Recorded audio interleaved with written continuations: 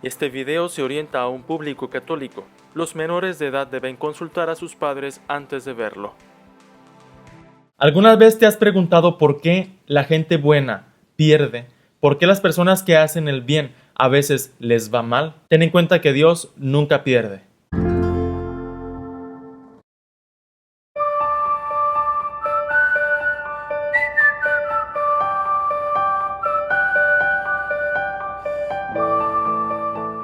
Les invito a escuchar el Evangelio de hoy. Del Evangelio según San Juan capítulo 6. En aquel tiempo Jesús dijo a la multitud: Yo soy el pan de la vida. El que viene a mí no tendrá hambre, y el que cree en mí nunca tendrá sed. Pero como ya les he dicho, ustedes han visto y no creen. Todo aquel que me da el Padre viene a mí, y al que viene a mí yo no lo echaré fuera, porque he bajado del cielo no para hacer mi voluntad, sino la voluntad de aquel que me envió. Y la voluntad del que me envió es que yo no pierda nada de lo que Él me ha dado, sino que lo resucite en el último día. La voluntad de mi Padre consiste en que todo el que vea al Hijo y crea en Él tenga vida eterna, y yo lo resucite en el último día. Palabra del Señor. Durante todo este tiempo de Pascua estaremos acompañando a Jesús durante esta explicación del misterio. En esta etapa mistagógica recogemos este fragmento del discurso del pan de vida, donde Jesús nos recuerda que a través de la fe nosotros podremos alcanzar la resurrección. La resurrección, hermanos, es mucho más que una metáfora, la resurrección es una realidad. La resurrección es como Jesús nos asegura que Dios nunca pierde y que Dios puede resucitar lo perdido. Pongamos como ejemplo la primera lectura que escuchamos el día de hoy del libro de los Hechos de los Apóstoles. Ya tenemos algunos días escuchando la historia de San Esteban, uno de los jóvenes promesas de la iglesia naciente. Él era sabio, prudente, valiente, joven, audaz, decidido, lleno del Espíritu Santo.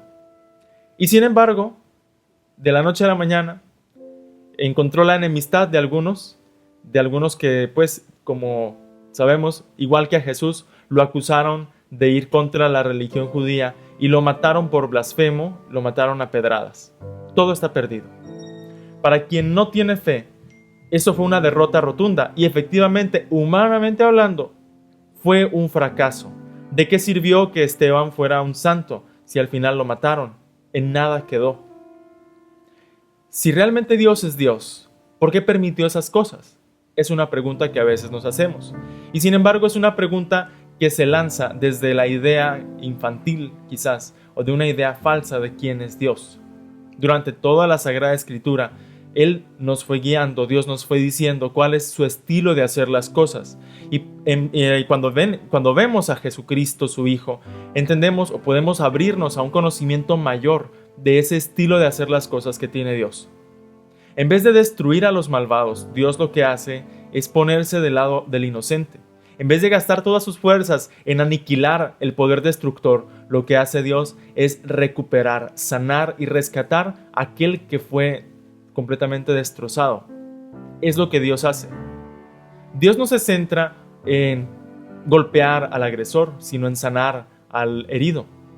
Dios no utiliza su poder para reclamarle al pecador, sino para consolar al ofendido, al grado de que quien fue ofendido tenga la libertad, tenga la salud, tenga la capacidad de perdonar a sus agresores. Lo que Dios hace no es reprobarnos o calificarnos mal por nuestros errores, sino darnos la verdad de reconocernos a nosotros mismos y desarrollarnos, de madurar, de crecer, de convertirnos. Dios no gasta sus energías en condenarnos, sino en invitarnos a ser mejores. En definitiva, Dios resucita lo que está perdido.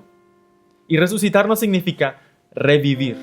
Porque, por ejemplo, si por ejemplo vemos que un automóvil fue destruido, resucitar ese automóvil no significa dejarlo como antes, sino dejarlo mejor que antes. Cuando vemos que un matrimonio está en crisis, resucitarlo no significa que todo vuelva a ser como antes, sino que sea mejor. Esa manera de ver las cosas nosotros no podemos hacerla, humanamente hablando no nos da la lógica y tampoco la imaginación, porque nosotros vivimos mucho de la memoria, anhelando un tiempo que fue mejor, anhelando lo perdido. Dios, más que revivir lo perdido, lo resucita. Cuando, por ejemplo, tú eres capaz de reconciliarte con un amigo, esa amistad, cuando realmente fue una reconciliación, logra ser una amistad superior, una amistad más profunda, más sincera, más abierto y más cercano el trato. Cuando, por ejemplo, se logra resucitar una relación matrimonial, yo lo he visto en algunos matrimonios a quienes he ayudado. Esos mismos matrimonios logran transmitir esa sabiduría a sus hijos y a otros más que se acercan a ellos. Y cuando tú, por ejemplo, resucitas después de que confiesas tus pecados, puede nacer en ti un propósito de enmienda. Y realmente, si quieres vivir siempre en el pasado, la confesión siempre te va a dejar insatisfecho, te va a dejar con la impresión de que eres peor que antes. Y no, te equivocas, tú eres mejor que antes. Aun cuando tú te confesaste de un pecado, de un error tremendo, tú eres mejor que antes porque ya tienes la sabiduría de la experiencia de tu error y sobre todo el don del Espíritu Santo que te hizo un corazón nuevo para ver las cosas de otra manera y para sentir distinto. Dios jamás pierde y la victoria de Dios no está en que nunca le metan goles, sino en ser capaz de, al final, garantizarnos un futuro mejor. En la óptica de la competencia, en la óptica de la carne, humanamente hablando, la victoria de Dios sería que jamás nos pase nada. La victoria de Dios, desde una fe más madura, está en que aunque nos pasen las cosas, nosotros podamos tener la fuerza, la claridad mental, la decisión del corazón para mejorar la situación y responder aún cualesquiera que sean las adversidades. Por eso vemos que la iglesia primitiva, después de la persecución que tuvo, después de ver el asesinato de una de las estrellas de los discípulos de la evangelización, que era San Esteban, ¿qué hace la comunidad? Salen a evangelizar, no se frenan, continúan llevando la noticia de que Jesús resucitó, de que ni la muerte, ni el poder político, ni el poder económico, ni los placeres, ni nada nos podrá apartar de la felicidad que Dios nos da. Porque las promesas de felicidad basadas en lo material, al final nos dan más sed y más hambre. Por eso Jesús nos dice, quien viene a mí jamás tendrá hambre, quien viene a mí jamás tendrá sed. Por eso yo te invito a hacer este acto de fe y aceptar a Jesús, para que Él te enseñe a encontrar esa luz de la resurrección, para que el día de hoy tú también puedas resucitar y resucitar a otros con el Espíritu de Dios. Que tú puedas consolar al triste, que tú puedas sanar al enfermo, que tú puedas acompañar al doliente, que puedas instruir al que está equivocado y con tus obras de misericordia hagas realidad la luz de Cristo que vive en ti.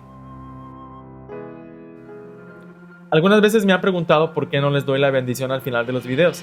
La respuesta, hermanos, es que realmente yo no les estaría dando la bendición, sino que sería la pantalla de tu celular o la pantalla de tu computadora la que repita estas palabras o esta grabación.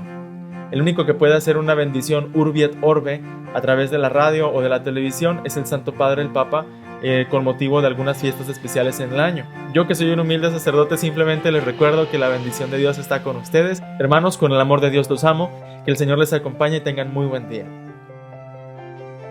Gracias por escuchar esta grabación. Compártela con otros para evangelizar. Dios te bendiga.